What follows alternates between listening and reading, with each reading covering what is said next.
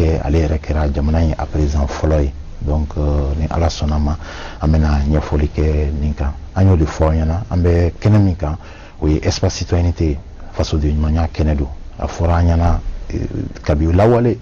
k'a fɔ min ye Modibo Keyita ye fasoden ɲuman de tun don. Modibo Keyita ka fasoden ɲumanya bɛɛ lajɛlen da bɛnna o kan. An ye an yɛrɛ baarakɛɲɔgɔn an ye ale wele ani an kɔrɔkɛ don a bɛ retraite la ni ɲinan y'a san 2 ye depuis 2018 ale bɛ retraite la journaliste don écrivain don n'an b'a fɔ n ko sɛbɛnnikɛla donc ale ye sɛbɛnni kɛ Modibo Keyita kan ni ala sɔnna ma a da bɛna don a la sisan nɔ yan'o cɛ an bɛ aw bɛɛ lajɛlen fo aw k'aw bisimila espace citoyenneté fasoden ɲumanya nin y'ale kɛnɛ sigilen ye kɔrɔ i ni wula. Awa i ni wula. Kori baasi tɛ yen nɔ. Tɔɔrɔ si tɛ yan. Y'an ka wele jaabi a diyara an ye kosɛbɛ. An b'a dɔn k'a fɔ i yɛrɛ bɛ sɛgɛnnafiɲɛbɔ la nin wagatiw la. Nka o n'a ta bɛɛ lajɛlen na i wulila ka na pour que ka se ka anw bilasira parce que anw bɛ yɔrɔ min na bi bi in na anw mago bɛ bilasirali la surtout que Modibo ye sira minnu tagama ka tɛmɛ nka yan'o cɛ an y'a fɔ n ko i ye journaliste ye i ye écrivain n'o ye sɛbɛnnikɛla ye donc i bɛ se k'i da don i ka livre damadɔw la k'o ɲɛfɔ an ɲɛna wa. Oui, o tɛ basi ye nka yanni ka da don kuma la n bɛ n ka foli bila i ta kɔnɔ ka ɲɛsin i yɛrɛ ma ni baarakɛɲɔgɔn bɛɛ aw ka wuli ka jɔ la ani aw ye wele min bila ka ɲɛsin ma ko n ka na an k'an da don kuma la baro la ne hakili la baro min bɛ tali kɛ jamana ka ɲɛta siraw kan parce que n'i ko Modibo i ko faso Mali n'i ko Modibo i ko mɔgɔ min y'a ka diɲɛlatigɛ bɛɛ bɛn Mali ani farafinna ka bɔ nɔgɔ la a n'a ka yɛrɛma hɔrɔnya a y'a ka fɛn bɛɛ ɲɛsin o de ma ani bɛn ni sabati diɲɛ kɔnɔ parce que a ka kumakanw bɛ yen nɔ hali bi ani a ye kɛwale minnu fana kɛ o bɛɛ b'a jira k'a fɔ ko mɔgɔ de tun don a ma fosi bila mɔgɔya hɔrɔnya danbe taasi ala ɲɛsiranya a ma fosi bila olu ɲɛ i ko effectivement n ye sɛbɛnni kɛ Modibo kan mais Modibo ka livre in o ye n ka livre sabanan de ye n ka livre sabanan don parce que n ye yanni n k'o sɛbɛn n tun ye livre 2 sɛbɛn fɔlɔ livre fɔlɔ n tun y'o sɛbɛn kalanso ani radio ni télévision baaraw de kan komi n yɛrɛ ye baara kɛ yan nɔ san 32 bon n ye o hukumu kɔnɔna la n ye hakilila minnu sɔrɔ n ye ko min ye n ye ko min faamu n ko bon a ka kan n fana ka o kɛ gafe ye min b'a to mɔgɔ minnu bɛ na n kɔfɛ n'u bɛ se ka kalan bon a n'a fili mana kɛ cogo cogo u ka se ka fɛn dɔ tɔmɔ kɔnɔ min bɛ se k'u bila sira kan k'u bali fili la anw fili min kɛra anw fɛ donc filanan n y'o sɛbɛn kalan kan sabanan o tun ye Modibo ta in ye alors naaninan n y'o sɛbɛn an ka proverbe kan zanaw n ye zana 5000 n y'o de ɲini k'u fara ɲɔgɔn kan ka kɛ mais farafinna bɛɛ zana de don dɛ bon naaninan n y'o ta devinette kan n talen bon sisan duurunan o fana bɛ yen nɔ o bɛ baara kɛ yɔrɔ la mais sisan n bɛ yɔrɔ min bi n bɛ 7nan de sɛbɛnna donc Modibo ta in de kɛra sabanan ye parce que o tun ye sabanan de mɔgɔ caman bɛ k'a lajɛ mɔgɔw k'u yɛrɛ ɲininka Tigete nin plateau kan ka kuma Modibo kan mun nana n'o sababu ye parce que tout simplement i ye sɛbɛnni kɛ a kan i ye ɲinini kɛ a kan donc an tun bɛ fɛ ka an da don o yɔrɔnin na donc mais mun de ye yɛrɛ bila ka sɛbɛnni kɛ Modibo Keyita kan bon min ye bila ka sɛbɛnni kɛ Modibo kan Modibo ka fanga tun bɛ bi wagati min o y'a sɔrɔ n tun bɛ ko faamuya n tun bɛ ko dɔw kalama bon n ye mouvement pionnier kɛ Modibo tile la o y'a sɔrɔ n tun ka dɔgɔ nka n y'a ye o waati la et puis olu fa ni ba olu bɛɛ tun ye politique mɔgɔw de u tun bɛ RDA la donc ne yɛrɛ ye Modibo ye ɲɛ la donc n y'a ka kumakanw mɛn kabini o wagatiw la ani a ye kɛwale minnu kɛ ani o wagati la an fitinin mouvement pionnier la an ka du kɔnɔ fɔlɔ ka bɔ yen n'an ka du kɔnɔ ka na école la ka bɔ école la ka na mouvement pionnier la u tun bɛ an bila sira min kan ne ɲɛ b'a la bi o sira tununa bon o sira tununi de nana ni gɛlɛyaw dɔw ye jamana ma bi parce que wagati la an tun bɛ maloya ko dɔw ma parce que an ɲɛ b'a la an masaw bɛ min kɛ ni o tun olu bolo o tun ye maloyama ko de anw ye misali ta olu de kan bon nya ka fo o ye min nya anw yɛrɛ ye ni ne ye makun kan ani mɔgɔ min ye o taabolo don jamana yɛrɛ denw bɛɛ kɔrɔ ni ye makun kan hakila a bɛ komi ka diɲɛlatigɛ la n ye ko dɔ jɛ et puis n y'a ye fana k'an to kalan na parce que n ye n ka kalan n kɛlen ka bac sɔrɔ yan nɔ Mali la n taara n ye kalan kun fɔlɔ kɛ Faransi journaliste kalan Paris n tilal'o la tuma min n taara journaliste kalan dɔ kɛ Russie jamana fana la Union soviétique dugu min bɛ yen n'u b'a fɔ ma Leningrad sisan u b'a fɔ ma Saint Petersburg n ye san 6 kɛ yen Paris n tun ye san 2 de kɛ yen bon o wagati ninnu na n y'a ye ko dɔ bɛ kɛla ko dɔ bɛ fɔla farafinw ma a tun bɛ n dusu kasi n bɛ misali fitinin ta bon n t'a fɔ dugu kelen min don walasa o dugu mɔgɔw kana na fitinɛ dɔɔni n tun bɛ examen dɔ la oral de tun don o examen in na n ka karamɔgɔ a ye question bila fɔlɔ n y'a tiré bon n ye question ta tuma min yanni n ka jaabi a ko ma i jɔ fɔlɔ ne yɛrɛ bɛ e ɲininka ne ko n ko ayi bon a balila ne bilen parce que ne kan ale jaabi ale b'a fɔ ko ale bɛ voilà ne ɲininka bon ne ko n ko wayi a ko mais i b'a dɔn mun na farafinna aw bɛ bɛɛ kɔ a balila na o ni n tun bɛ kalan min na ni ale b'o ɲininkali baara dɔ kɛ n kun a n'o tɛ hali fan na donc a balila na a yɛrɛ y'a ye ɲɛna k'a fɔ a balila na a ye n filɛ a ko i b'a fɛ n yɛrɛ k'a jaabi yan n ko a ko aw bɛ diɲɛ bɛɛ kɔ farafinna parce que aw tɛ fosi la dɔn kɔ aw bɛ dɔn ni tɛgɛ de la aw bɛ baara la aw b'a kɛ la dɔn ye a digira n na o kɛra san jumɛn na o mɛnna dɔn o y'a sɔrɔ n bɛ kalan na farajɛ jamana la alors o ye hakilina dɔ natina ka miiri anw dun kabini an bɛ ekɔli la an fitinin ma a bɛ fɔ an ye ko l'Afrique tubabukan na ko l'Afrique est le berceau de l'humanité tout à fait ko mɔgɔya sun o bɛ farafinna de alors o ma wagati jan yɛrɛ bɔ n ka maître dɔ fana tun bɛ yen université la farajɛ jamana na toujours don dɔ a bɛ fɛn fɔra bon komi n'a ye leçon min n'a b'a dicté la kun n'an b'a sɛbɛnna a bɛ titre sɛbɛn a bɛ numéro kɛ grand 1 un romain un arabe chiffre arabe bon an ni arabudenw dɔ tun bɛ ɲɔgɔn kan a y'i kanto arabuden ninnu ma a ko voilà a ye chiffre arabe sɛbɛn petit 1 a ko voilà aw de fana ye nin di diɲɛ ma alors ne de kelen tun ye farafin ɲɛna a ye ɲɛsin arabu ma k'a f'u ye arabuden saba tun b'a la alors miirila n ko mais o dun b'a fɔ ko anw de diɲɛ humanité basée farafinna de n ko mun na nin bɛɛ bɛ kɛ tubabu bɛ fɔ ko tɔw de ye fɛn nati anw ma fɛn nati alors que Modibo tile la tun bɛ fɔ an ye ko an ka da n yɛrɛ la ko dɔnniya min b'an na a ka gɛlɛn i k'o sɔrɔ yɔrɔ wɛrɛ a jɛlenya ni tilenya sira kan donc o bɛɛ ye n bila dusu ka dusu dɔ don na n ko bon fɔ n k'a dɔn Modibo an fitinin ma Modibo tile wagati la o tun bɛ min fɔ an ye Modibo yɛrɛ kɛcogo ni o tun tɛ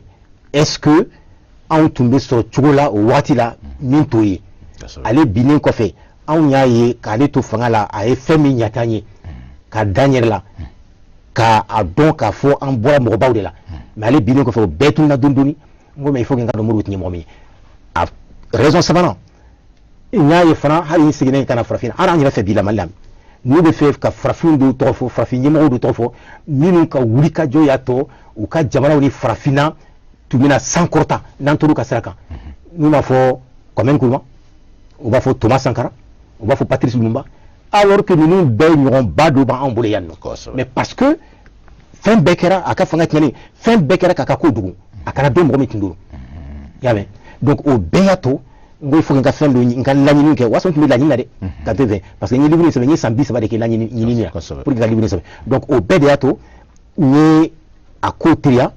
hali nalen ka bɔ farajɛ jamanaw la parce que n ye san 10 de kɛ kalan na yen nɔ baki kɔfɛ hali n seginnen ka na a tun bɛ n kɔnɔ mais comme minnu tun y'a ka fanga bin olu de tun bɛ fanga la u tun t'a fɛ a tɔgɔ ka fɔ n ko bon il faut que n ka taa dɔɔni dɔɔni fɔlɔ n kana dusu bila hakili ɲɛ n'o kɛra a bɛ ko caman tiɲɛ n bolo bon a wagati selen n y'a livre labɔ kɔsa in na de min ye o médaille o dira a ma a dira a somɔgɔw ma a salen kɔ kosɛbɛ a salen kɔ et puis fɛn caman bɛ yen min b'a jira k'a fɔ mɔgɔ de tun don mɔgɔ gansan tun tɛ n'i y'a ye a ye nin dawula in sɔrɔ ka nin tɔgɔ in sɔrɔ ka nin bonya sɔrɔ k'a ye a labanna cogo min a ye baara kɛ fo ka na a se a ka fanga tarakili ma cogo min i b'a dɔn k'a fɔ mɔgɔ de tun don mɔgɔ gansan tun tɛ ka da mun kan a minɛnen kɔfɛ san 30 ma fili jate la san 36 a mɛnalen kɔfɛ san 27 a salen kɔfɛ journal dɔ bɛ farajɛw bara enfin farafina a bɛ farafina tɔgɔ de la mais a bɛ dilanna farajɛw de bara n'a b'a fɔ ma Jeune Afrique u ka ɲɛmɔgɔ dɔ bɛ ko Bichir Ben Yamed o tun tɛ Modibo fɛ o Jeune Afrique tun ma deli ka sɛbɛnni ɲuman kɛ Modibo kan ban u tun b'a lagosi parce que a tun bɛ sira min kan o tun ni minnu b'o baara la minnu ka wari bɛ don journal dilanni na o n'olu ka hamina ko miiri tun tɛ kelen ye mais Modibo salen ko san 36 a ka fanga bannen kɔfɛ ani san 27 a salen kɔfɛ o journal ni ye sɛbɛnni dɔ kɛ k'a fɔ olu b'a ɲini ko u ka prix dɔ bɔ jɔnjɔn dɔ labɔ min bɛ di mɔgɔw ma minnu ka jɔyɔrɔ bonyana farafinna ɲɛta n'a ka hɛrɛ sabatili ma ka tɛmɛ bɛɛ kan ko jɔnjɔn bɔ k'a di olu mɔgɔ ko mais n'a jɔnjɔn bɔra a ka di mɔgɔ fɔlɔ min ma Modibo salen ko ka di Modibo Keyita de ma k'a da a ye min kɛ a ka jamana kɔnɔ k'a da a ye min kɛ farafinna k'a da a ye wulikajɔ min kɛ walasa ka bɛn ni sabati nati diɲɛ kɔnɔ n'a bɛ fɔ la paix dans le monde ko donc o kosɔn ale b'a ɲini u k'o prix dilan o kɛra en 2003 Bichir Ben Yamed y'o sɛbɛn Jeune Afrique kɔnɔ le numéro 2233 de Jeune Afrique l'intelligent bon o bɛ mun yira hein farajɛw ka journal dɔ bɛ yen ko Le Monde Modibo ka fanga binnen kɔfɛ o ye fɛn fɔlɔ min sɛbɛn a ko maa dɔn n b'a fɔ cogo min statut ko Modibo ye fɛn de ye farafinna ɲina tɛ se ka kɛ min kɔ k'a da a ye baara min kɛ farajɛw ka journal de y'o sɛbɛn o y'o sɛbɛn bon Algériens yɛrɛ ni an n'olu tun bɛ an n'u bɛ sigiɲɔgɔnya la frontière b'an n'u cɛ Modibo binnen olu yɛrɛ sɛbɛn u ko k'olu ma deli ka ko a ka dɔgɔ farafinna i ka mɔgɔ ye min bɛ ko Modibo Keyita n'a baara kɛ ɲɔgɔn ko olu y'a kɔrɔbɔ siɲɛ caman ko fɛn fɛn ye luxe c'est à dire ka fɛn ɲumanbaw k'i yɛrɛ la minnu ni fɛn ɲumanbaw ye ko a tun t'o fɛ effectivement a tun t'a fɛ ko et puis mɔgɔ de tun don ni fɛn fɛn ye farafinna kunko ye a fɔra ye a ma fɔ a ye n'a bɔra kalama a bɛ wuli ka jɔ kɛ o m'o fɔ gansan parce que Modibo Keyita ni Mali ye min kɛ Algérie ka yɛrɛma hɔrɔnya tali la jamana tɛ diɲɛ kɔnɔ min y'a kɛ Algérie ye o tɛ yen président tɛ yen nɔ a kɛra i kɛra arabu ye i kɛra farafin ye président tɛ yen min ye wuli ka jɔ kɛ Algérie ka yɛrɛma hɔrɔnya u ka yɛlɛma hɔrɔnya ɲini ka dɛmɛli kɛ ka ɲɛsin u ma ka tɛmɛ Modibo Keyita n'a Mali gouvernement kan o b'a jira k'a fɔ an jɔyɔrɔ bonyana o la kosɛbɛ donc nin bɛɛ de b'a yira k'a fɔ mɔgɔ de don mɔgɔ min n'an y'a ɲini k'a dɔn a ye baara min daminɛ miirila min tun b'a la ne b'a dɔn n'an tun y'a ka sira n y'an jija ka a sabati cogoso la ka sinsin gɛlɛya caman b'an kan bi o tun tɛ kɛ n b'o dɔn n dalen b'o la i ko n dalen bɛ saya la cogo min bon donc ninnu faamuyali ninnu bɛɛ de y'a to n y'a ɲini k'a dɔn kosɛbɛ min b'a to ni bɛ se ka kuma ka sɔrɔ n ma kuma ni fili ye n m'a fɔ fili tɛ se ka don ka kuma la dɛ mais k'a fɔ n ka kuma ni fili ye mɔgɔw b'a jira k'a fɔ ko a ye nin fɔ tan nin tɛ fiyewu a ka gɛlɛn parce que n ye fɛn ninnu ta su min na a su bɛɛ bɛ n bolo et puis su minnu don n'i y'a sɛgɛsɛgɛ fana i b'a ye k'a fɔ tiɲɛ don Modibo a sara so tun t'a bolo a ma so t'a kɔ a ma mobili t'a kɔ foyi k'a to présidentiya la san 2 yan'a ka présidentiya ka ban n delila k'a kuma fɔ o la a ba tun bɛ taa Iji Maka a n'a a balimamuso Wande o taatuma o kɛra précisément mois de novembre 1966 a ko dɔrɔmɛ t'a bolo k'a di a ba ma k'a ba dɛmɛ a ka Iji taga la k'a sɔrɔ ale de ye président ale de ye président ye a ye lettre sɛbɛn k'a di a ba ma ko ba in ka taa di Mali lasigiden min tun bɛ Maka jamana la n'o tun tɔgɔ Abdul Wahab Dukure ko ka Mali wari 12,000 k'o juru don a la mais a k'a di ba in ma ni kalo sara n'a ka sara kɛra a b'a d'a ma a ka sara kalo kalo franc malien 30,000 ani 50,000 175,000 francs Modibo Keyita a ka sara tun ye président sara président de la République 175,000 francs maliens par mois a tun tɛ maga dɔrɔmɛ kelen na min t'a ta ye don o don a bɛ nasɔngɔ a ka sara a ka wari yɛrɛ a yɛrɛ ka wari a bɛ o nasɔngɔ de ta k'a di musow ma u bɛ taga na san sugu la ka na tobili kɛ n'i y'a ye a b'a fɔ ko palais la cuisinier minnu bɛ yen nɔ palais tɔgɔ la u ka tobili ni fɛn kɛ fo ni président dɔ nana o ɲɛnajɛ mana kɛ kɛra palais la ou bien 22 septembre la ni mɔgɔw welela ni ɲɛnajɛ bɛ kɛ yen nɔ wari bɛ taa o tuma de n'o tɛ a yɛrɛ ka don o don musaka a bɛ dumuni kɛ ni min ye a ma deli ka mara faso dɔrɔmɛ kelen na a ka sara a tun bɛ a ka présidentiya sara in a tun bɛ fɛn kɛ n'o de 30,000 ani 50,000 mun de nana n'o ye parce que u b'a fɔ Modibo Keyita ye fasoden ɲuman ye parce que nin n'a yɔrɔw yali a tumaw na a tumaw la wari de tun tɛ yen wa ou bien Modibo tun tɛ fɛ ka a poche kɔnɔ wari ani jamana ka wari de d'a ma ni wari tun tɛ yen na a ye usine dama minnu jɔ ale ka san 8 kɔnɔ o ma jɔ ni fɛn wɛrɛ ye o donc wari tun bɛ yen wari tun bɛ yen mais a tun tɛ maga la a tun tɛ maga la ani fɛn fɛn man kan a tɛ maga o la ni hakili b'a la ni dɔ ye baro kɛ a y'i kanto ma a ma rimɛ kosɛbɛ a ko ala ye fɛn bɛɛ da fila fila ko mais o fila fila ninnu na an ye kelen ta ka kelen bila a k'a fɔlɔ ye mun ye ko furu ani sutura ko bi an ye sutura bila furu de bɛ yen ko balimaya ani hinɛ ko bi an ye hinɛ bila balimaya de bɛ yen ko teriya ani jigi mais bi an ye jigi bila teriya de bɛ yen ko waritigiya nafolotigiya ani kari bi an ye kari bila nafolotigiya de bɛ yen ala ɲɛsiranya ani sali bi an ye ala ɲɛsiranya bila sali de bɛ yen kodɔn ani dɔnni an ye kodɔn bila dɔnni de bɛ yen donc ko nin bɛɛ bɛ mun yira ni mara cogo jɛngɛnna Modibo tile dun Modibo nalen fanga na u y'a ye k'a fɔ pour que ka jamanadenw na tile u ka baara kɛ ni jamana ɲɛta n'a ka sabatili ni hakili ye f'i k'u ladamu de ladamu dun fɔlɔ ye mun ye i yɛrɛ k'a yira fɔlɔ i kɛcogo la e min ye jamana ɲɛmɔgɔ ye i kɛcogo la k'a fɔ i bɛ siran ka ko tiɲɛ min b'a to i kɔ i tɔgɔjugu bɛ fɔ hali a minɛna don min n ko mɔgɔw k'a ma yanni a ka na kulukoro sira la a dɔnna k'a fɔ ko coup d'état bɛ sen na a ka mɔgɔw yɛrɛ dun y'a f'a ye k'a fɔ ko a ka fɛɛrɛ kɛ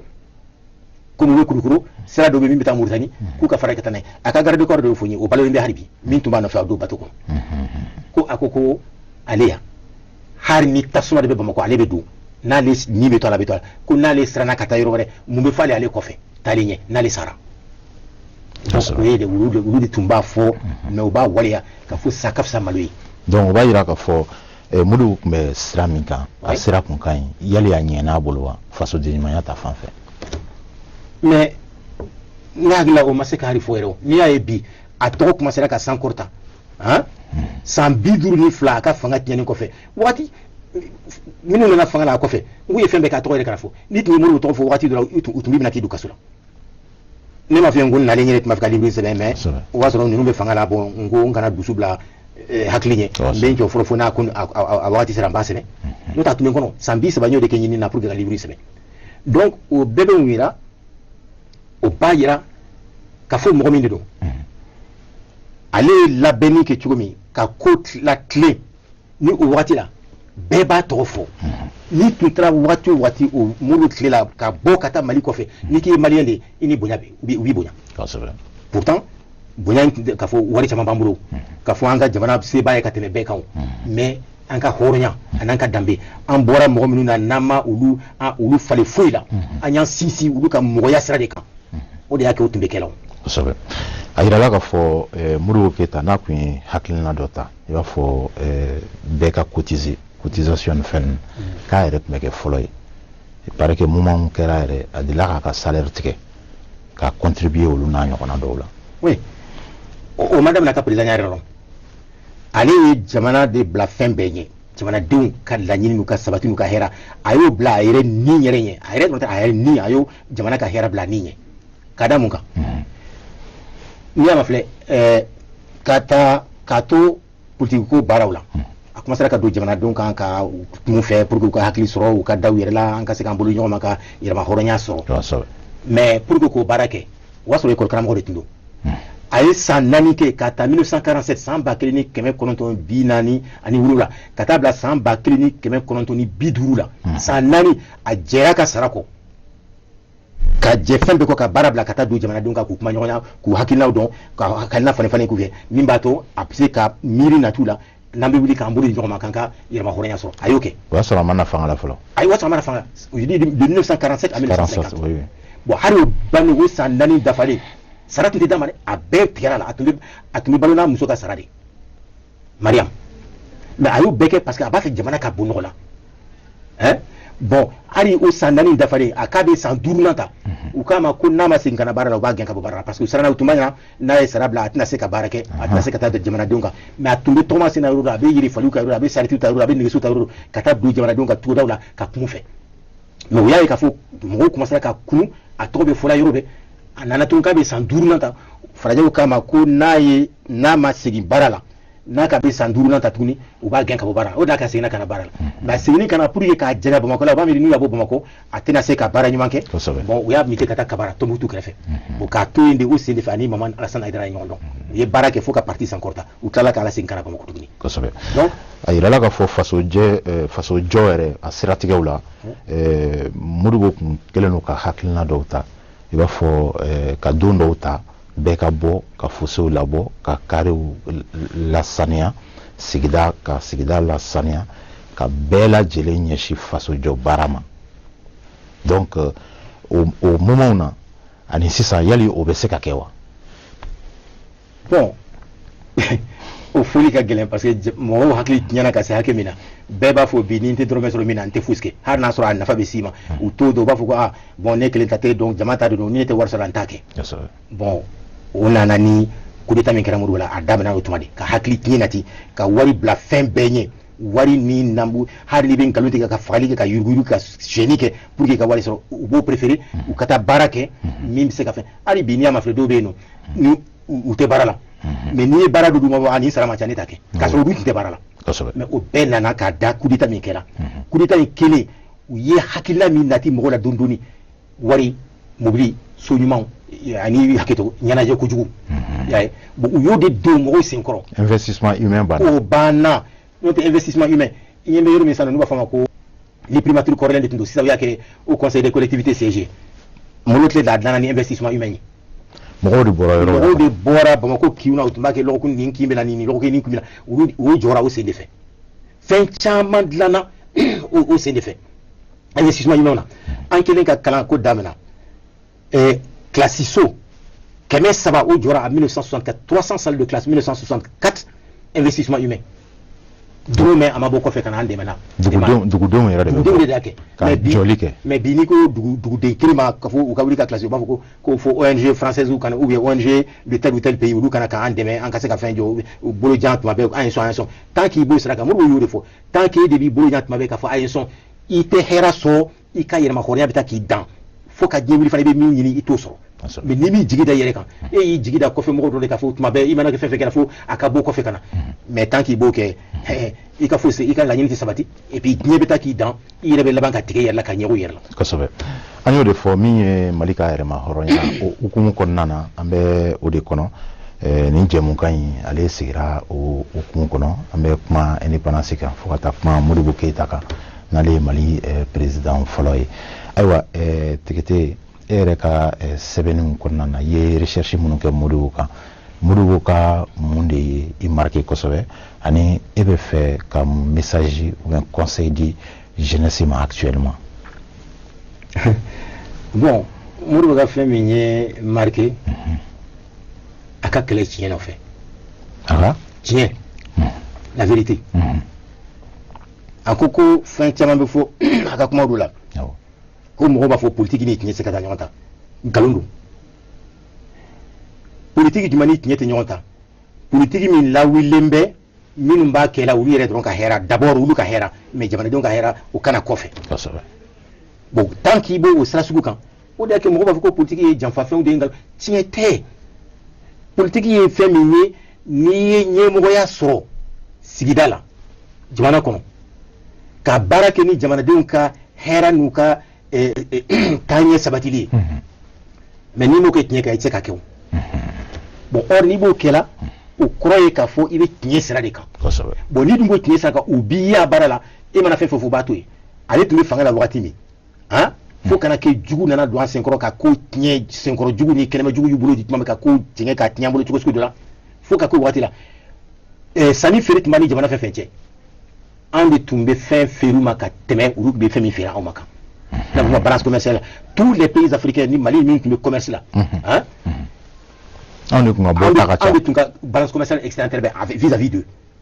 u bɛ misali kelen ta la en 1961 a ye discours dɔ fɔ Kati o discours nin sen fɛ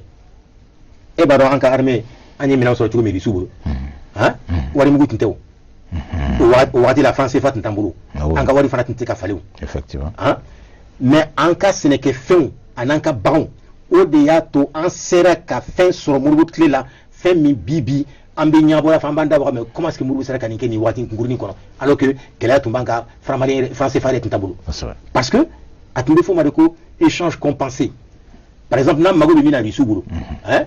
amba fuye am mago be ni minandla ni hakena ulubo jate u ka wari la ka fanye bo abe be ni hakedema an fana ba fuye bon munta aw buru no ba an bara tiga malo kori sho ulu fesugunu donc ambo o fana o songo fo o be bemima o hake min ba to doni anye min taw bara obse ko siguma ambo de fo o be no de takatani bara o da ko nana office d'ingénieur là avec 40 000 roubles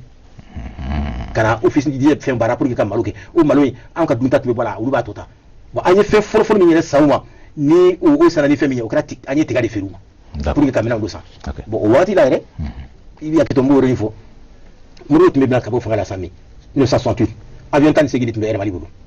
18 avions a avion Boulibara bétunier Malion de ou bé transformé Union soviétique et puis ba do tumbe tayo mais transformé Union soviétique CFP là on et le sud de Nyande Makojo ou tumbe nous sortant de ta Qatar Russie là ka avion Bouli de ou avion Bouli d'accord d'accord train fana il y a nous Europa train on avait 25 locomotives